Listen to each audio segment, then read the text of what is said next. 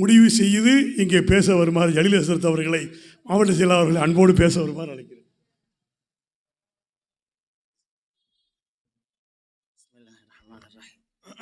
அல்ஹம்துலில்லாஹி ரப்பில் ஆலமீன் வஸ்ஸலாத்து வஸ்ஸலாமு அலா சய்யிதினா முஹம்மதின் வ ஆலிஹி வ ஸஹ்பிஹி அஜ்மஈன். அபஅத். லக்கும் தீனுக்கும் வலிய தீன். ஸதகல்லாஹுல் அஸீம். அளவற்ற அருளாளன் நிகரற்ற அன்புடையோன் இல்லாமல் அல்லாஹுவின் திருநாமத்தால் தொடக்கம். எழிலோடும் எழுச்சியோடும் இந்த மைதானத்தில் உலகை உய்விக்க வந்த உத்தம தூதர் முஹம்மது முஸ்தபா ஸல்லல்லாஹு அலைஹி வஸல்லம் அவர்களுடைய 1500வது பிறந்த தின நாளின் இரவு நேரத்தில் இங்கே குழுமி இருக்கிற நம் அனைவரின் மீதும் இல்லாமல் அல்லாஹுவின் அன்பும் அருளும் என்றென்றும் நின்று நிலவட்டுமாக என்று துவா செய்தவனாக, இங்கே சர்வ சமய மக்கள் கலந்து கொள்கிற ஒரு அற்புதமான ஒரு நிகழ்ச்சி. இந்தியாவினுடைய ஹால்மார்க் சொல்லுவாங்க, யூனிட்டி இன் டைவர்சிட்டி, வேற்றுமையில் ஒற்றுமை என்கிற உன்னத தத்துவத்தை உலகிற்கு சொன்ன இந்திய தேசத்தினுடைய அடையாளம்தான் இந்த நிகழ்ச்சி. உலகத்திற்கு பறைசாற்றுகிற ஒரு செய்தி. இங்கே நாங்கள் வழிபடும் மதமும் சமயங்களும் கோட்பாடுகளும் எங்கள் இறை கடமைகளும் வேறு வேறாக இருந்தாலும் நாங்கள் இனத்தாலும் மொழியாலும் தேசத்தாலும் ஒன்றுபட்டு இருக்கிறோம் என்கிற உன்னத கருத்தை இந்த உலகத்திற்கு தெரிவிக்கிற ஒரு செய்தியாக இந்த மிலாது விழா இங்கே அமைய பெற்றிருக்கிறது. இங்கே பெருமக்கள் எல்லாம் இந்த அவைக்கு தேவையான அரசியல் கலந்த சில செய்திகளை சொன்னாலும், பன்மை சமூகத்தில் எப்படி வாழ வேண்டும் என்பதை நமது நபிகள் நாயகம் ஸல்லல்லாஹு அலைஹி வஸல்லம் அன்னவர்கள் சொன்ன விஷயங்களை சகோதர சமுதாயத்தை சார்ந்தவர்களும் இந்த மேடையிலே முழங்கும் பொழுதுதான் மிகுந்த மகிழ்ச்சியை தருகிறது. அருமையான பெருமக்களே,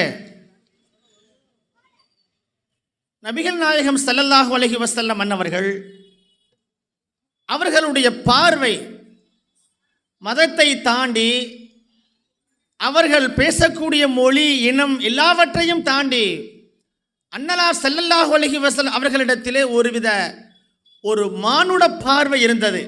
அதைத்தான் இங்கே எல்லோரும் சொன்னார்கள். என்னுடைய பங்கிற்கு ஒரே ஒரு ஹதீஸை நான் நினைவுபடுத்துவேன். சஹீஹுல் புகாரியிலே வரக்கூடிய, சஹீஹ் முஸ்லிமிலே வரக்கூடிய ஒரு செய்தி. நபிகள் நாயகம் ஸல்லல்லாஹு அலைஹி வஸல்லம் ஒரு இடத்தில் உட்கார்ந்து இருக்கிறார்கள். அங்கே ஒரு ஜனாசா வருகிறது, ஒரு இறுதி ஊர்வலம்.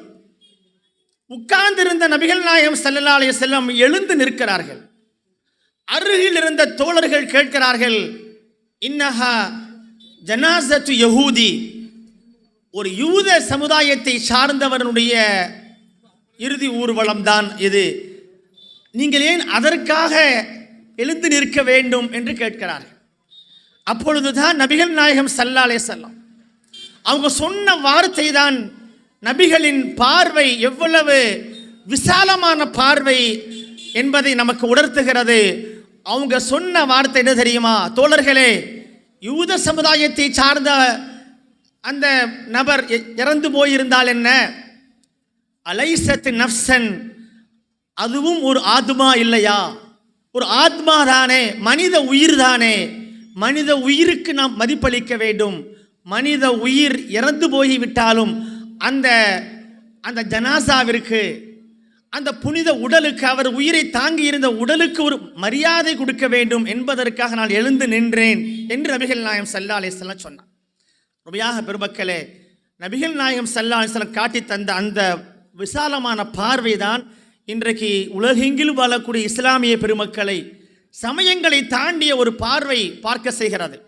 அவசர கட்டத்தில், நெருக்கடியான நேரங்களில் உதவி செய்வதற்கும், அவர்களுக்கு தேவையான உபகாரங்களை செய்வதற்கும், உடலால் பொருளால் அவர்கள் முதல் அணியிலே ஒரு இஸ்லாமியன் இருக்கிறான் என்று சொன்னால், கொரோனா தொற்றிலிருந்து இந்த உலகில், இந்த நாட்டில் சந்தித்த இயற்கை பேரிடர்கள், சவால்களான நேரத்திலெல்லாம் அவர்களுடைய துயரை துடைப்பதற்கு முன்னின்றவர்கள் இஸ்லாமியர்கள் என்பதை நாம் சொல்ல வேண்டியதில்லை.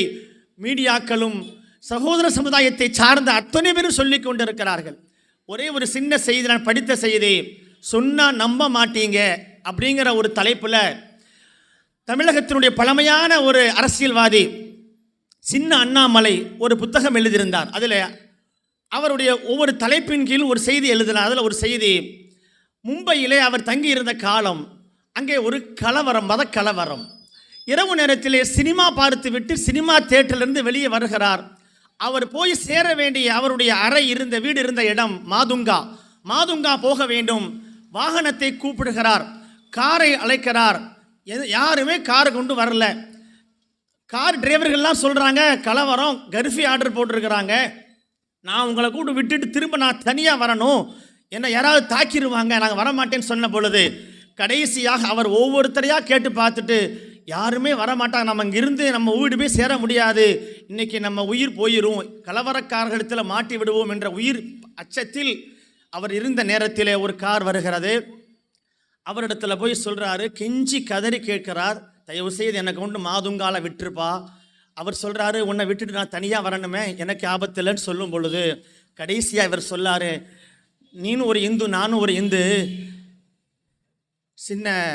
அவர் சொல்கிறார், அண்ணாமலை, நீனும் ஒரு இந்து நானும் ஒரு இந்து, ஒரு இந்துவுக்கு ஏற்பட்டிருக்கிற ஒரு துயரம் கஷ்டத்தில் நீ இப்படி உதவ மாட்டான்னு சொல்கிறியே, என்ன மனிதன் என்று கேட்ட பொழுது உடனே அந்த டிரைவர் சொன்னார், ஆமாம் இந்துக்களுக்கு உதவணும், வாங்க ஏறுங்க அப்படின்னு சொல்லிட்டு ஏற்றி கொண்டு, முதலில் மறுத்தவர் இந்த வார்த்தையை சொன்ன மாத்திரத்தில் அவர் ஏற்றி அவரை கொண்டு மாதுங்காவிலே விட்டு திரும்பி வருகிற நேரத்தில் அவர் சொன்னார், அவர் திருப்பி அனுப்பும் பொழுது சொன்னாராம், பாய் சாப்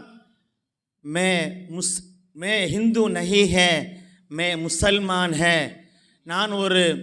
நான் ஒரு இந்து அல்ல, நான் ஒரு முஸ்லிம், எங்களுடைய குர்ஆன் ஆபத்தில் உள்ளவர்களுக்கு உதவ வேண்டும் என்று சொல்லியிருக்கிறது, அதுதான் நான் செய்தேன் என்று சொல்லிவிட்டு திரும்பி பார்க்காமல் கம்பீரமாக நடந்து சென்றார். என் வாழ்க்கையில் நான் பார்த்த அபூர்வமான அதிசயமான என்னை வியக்க செய்த ஒரு நிகழ்வு என்று தமிழகத்தினுடைய பழமையான அரசியல்வாதி, எழுத்தாளர், பேச்சாளர் சின்ன அண்ணாமலை எழுதிய புத்தகத்தில் அவர் குறிப்பிடுகிறார். அருமையான பெருமக்களே, எல்லா விதமான இயற்கை பேரிடர்களிலும் இந்திய முஸ்லீம்கள், தமிழக முஸ்லீம்கள் இந்த விஷயத்தை நிரூபிக்கிறார்கள். மதத்தை தாண்டி சர்வசமய மக்களுக்கும் உதவக்கூடிய, ரத்தம் கொடுக்கக்கூடிய, உதிரம் கொடுக்கக்கூடிய, என்ன தேவையோ பொருளால், உடல் எல்லாவற்றையும் அவர்களுக்காக அர்ப்பணிக்கிற உன்னதமான தியாக சிந்தனை, விசாலமான அந்த பார்வை நபிகள் நாயகம் ஸல்லல்லாஹு அலைஹி வஸல்லம் அவர்கள் இந்த உலகத்திற்கு சொன்ன அற்புதமான அந்த சிந்தனை பரவ வேண்டும். அனைத்து தரப்பு மக்களிடத்திலும் அப்படிப்பட்ட பன்மை சமூகத்தில் வாழ்கிற அனைவருக்கும் இப்படியான விசாலமான பார்வை வந்தால் தேசம் வளரும், தேசம் பாதுகாக்கப்படும், மனித ஒற்றுமை ஓங்கும், தேசத்தில் அனைத்து தரப்பு மக்களும் நிம்மதியாகவும் கண்ணியமாக வாழ முடியும். அதற்கு இப்படிப்பட்ட நிகழ்வுகள் அதற்கு வழிவகுக்கட்டும், பாதை அமைக்கட்டுமாக என்று கூறி வாய்ப்பிற்கு நன்றி தெரிவித்து நிறைவுபடுத்துகின்ற வாஹிர் தாவானா அனில் அல்ஹம்துலில்லாஹி ரப்பில் ஆலமீன். வஸ்ஸலாமு அலைக்கும்.